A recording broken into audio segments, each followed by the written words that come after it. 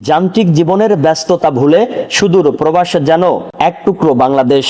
যুক্তরাষ্ট্রের new York অঙ্গরাজ্যের long আইল্যান্ডের বেথপেস স্টেট পার্কে উৎসবমুখর পরিবেশে অনুষ্ঠিত হয়েছে ঝিনাইদহ জেলা সোসাইটির বার্ষিক বনভোজন ও মিলন মেলা। প্রবাসে থেকেও শিকড়ের টান আর পারস্পরিক বন্ধনের অনন্য এক আয়োজন ঘিরে দিনভর ছিল উৎসবের আমেজ।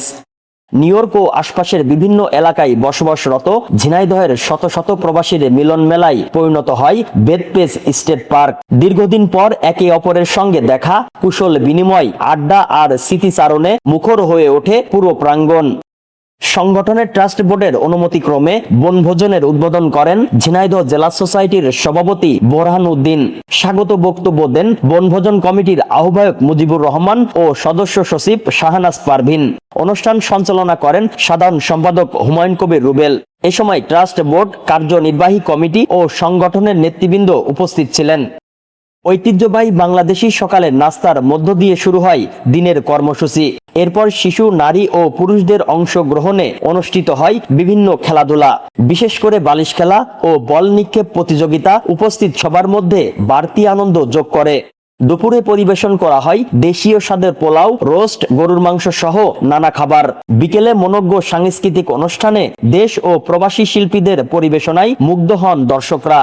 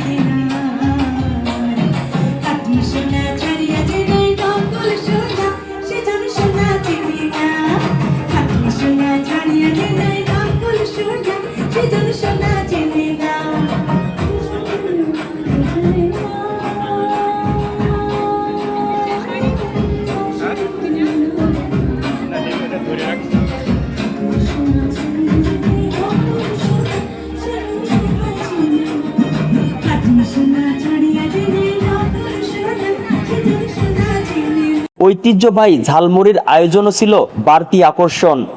অনুষ্ঠানের সবচেয়ে প্রতীক্ষিত পর্ব ছিল রাফেল ড্র।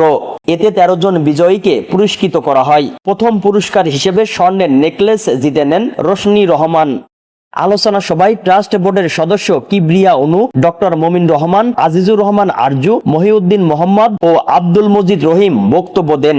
কিবরিয়া অনু প্রতিষ্ঠান লগ্নের প্রয়াত সদস্যদের শ্রদ্ধার সঙ্গে স্মরণ করে আগামী প্রজন্মের কাছে ঝিনাইদহের ঐতিহ্য ও সম্প্রীতির বার্তা পৌঁছে দেওয়ার আহ্বান জানান। সবশেষে সভাপতি বোরহান উদ্দিন অতিথি, আয়োজক, স্বেচ্ছাসেবক ও পৃষ্ঠপোষকদের ধন্যবাদ জানিয়ে অনুষ্ঠানের সমাপ্তি ঘোষণা করেন।